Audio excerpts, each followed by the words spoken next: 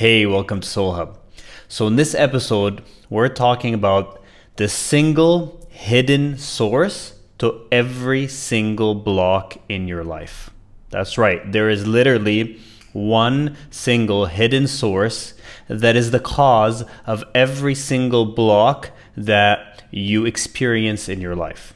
And discovering what this one source is clearly can unravel all those blocks, right? If they all have one common source, if you discover what that source is and you have a way to, disintegrate or dissolve that source, then all of your blocks would essentially disappear.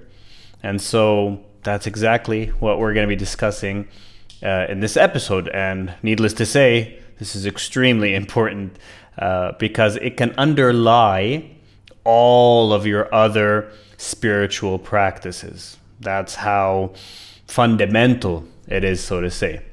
Now, what is this source? Well, I'm actually going to read you a quote. And it's a quote by the great spiritual teacher Adyashanti, who's been a tremendous help for me in my spiritual journey. So I'm just going to read this quote here and then let's discuss it. And it clearly outlines what this single source is. So it says, "The only real block is believing in a me who has blocks. The me is always going to perceive itself as having blocks. The time never comes when the me doesn't perceive itself as having blocks. The biggest block is the mistaken perception that there is a me who has blocks." Now take that in for a second. The biggest block is the mistaken perception that there is a me who even has blocks. Wow. All right. So what does that mean? Well, what it's essentially saying is the me that you think you are is actually an illusion. Now what you actually are is not an illusion. It's just that you've misidentified who you are. And you actually believe that there is this you, that there is a person by the name of whatever your parents called you that exists. And that is the big lie. And that is the cause of all blocks.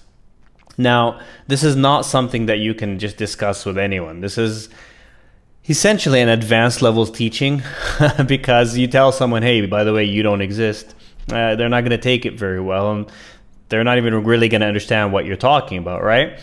But, I think on this podcast, I've talked about enough of this kind of stuff that this is something that can be understood and can be contemplated by you guys. And so the question is, what is this me that I think I am? And when you take time to really investigate it, what you really discover is that it's simply a thought process.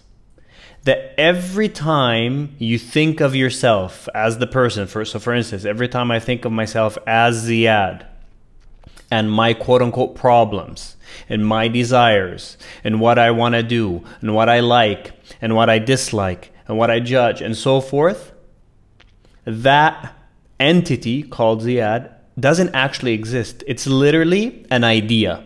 It's a concept within consciousness. It's a concept appearing in the spacious awareness that I actually am, in the presence or consciousness that I actually am. It's just an idea. Now, how do I know this? How do I, know this beyond, for instance, just reading a quote from Adyashanti or another spiritual teacher? Well, I've experienced it very, experientially. I mean, for lack of a better word, I've had many times in meditation, and now it's much more throughout the day as a kind of a thing that just occurs, where suddenly the consciousness, essentially, it's kind of like this. It's like the consciousness and the mind are fused in a way. The consciousness believes itself to be the mind so much that it's one in identity.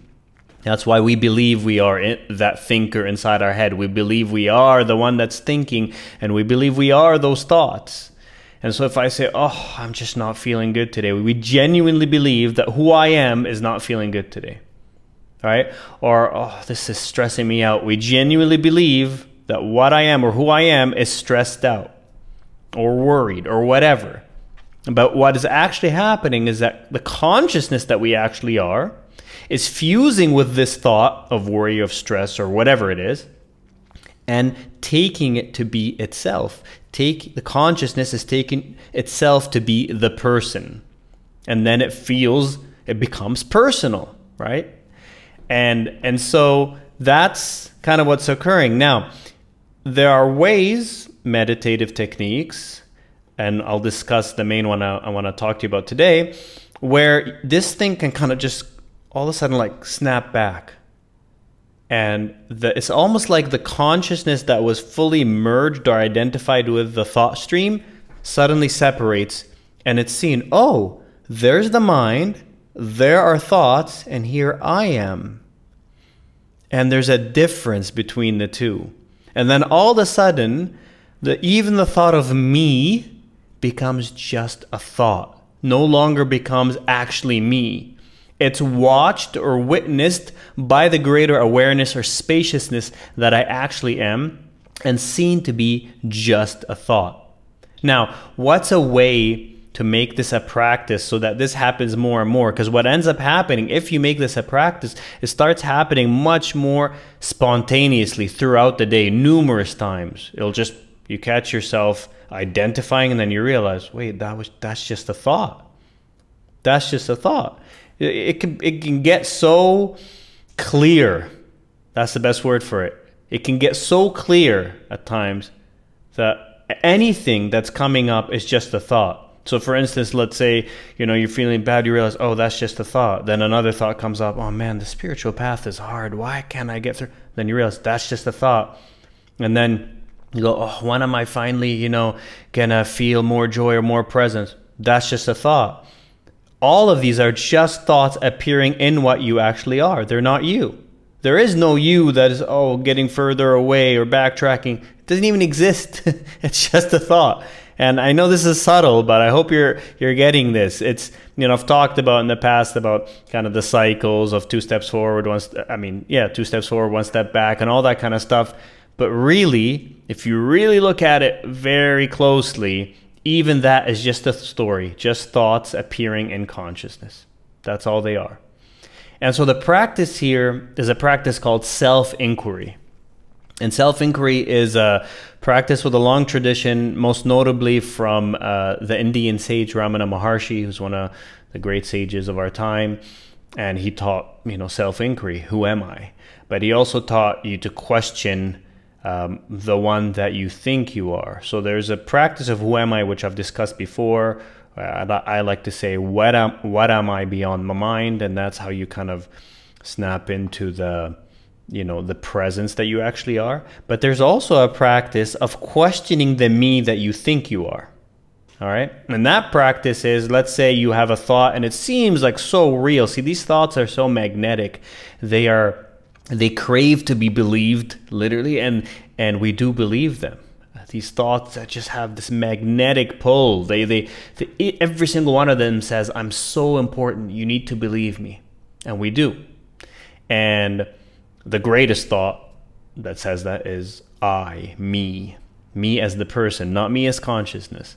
Me as the person, I exist. I have blocks. I have issues. I need to work through them. I need to figure out the way.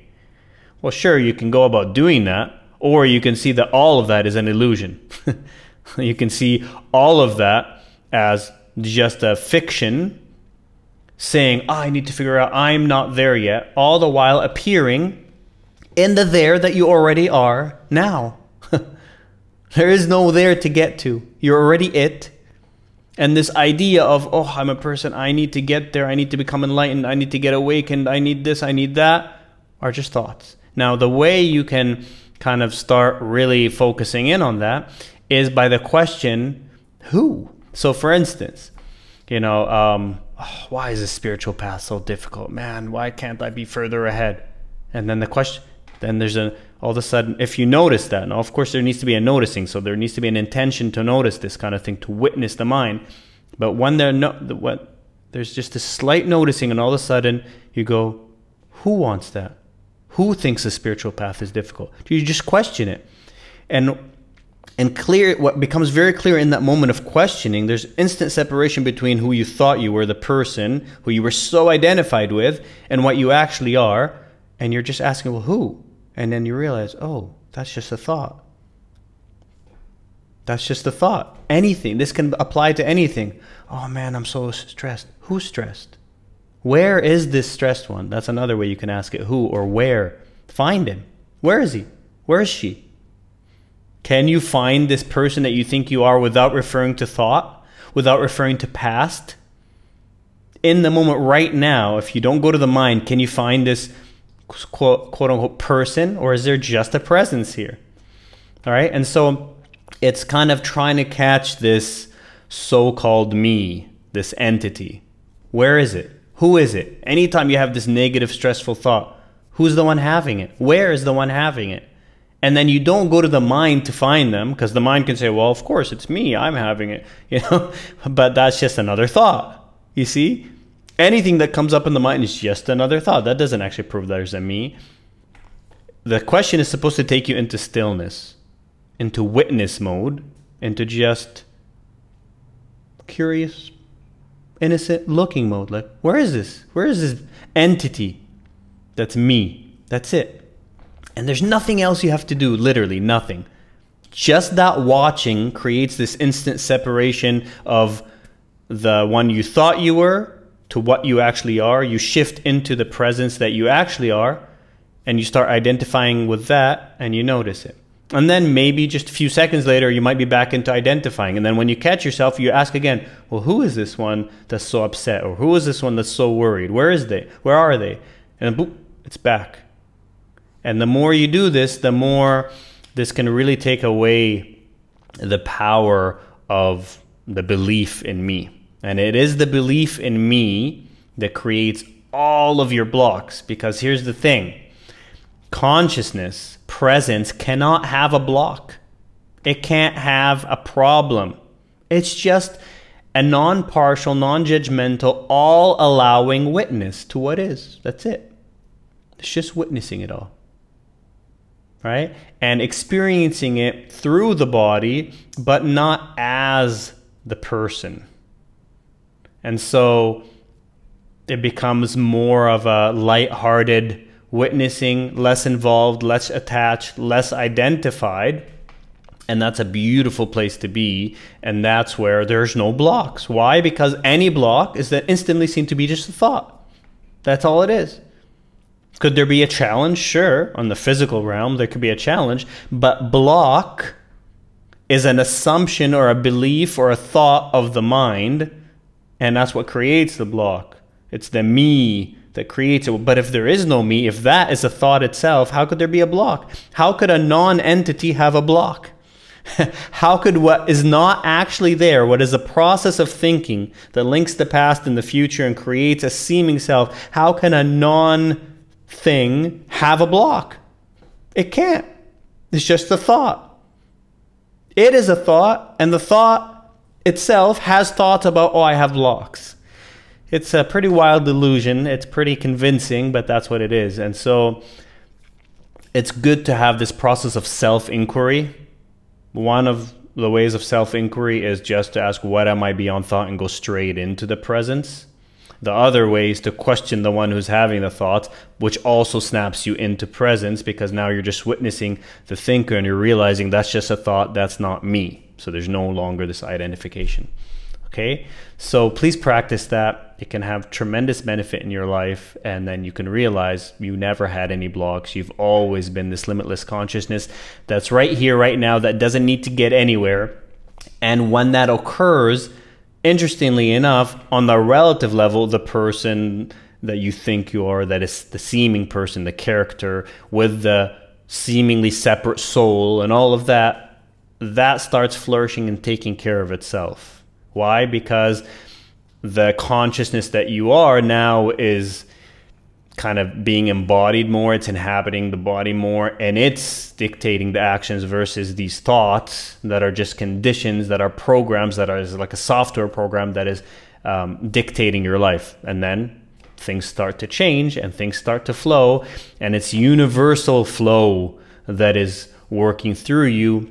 And that's what's taking care of your life, and that's why you can be free, and that's why there will be no blocks. There will still be challenges. Life is built to have challenges on this realm. That's just by its very nature. But challenges don't then have to become problems or blocks. They're just challenges to work through, and they're worked through with much more ease and much more flow. All right, so I hope that helps, and I will see you in the next episode. Thank you so much.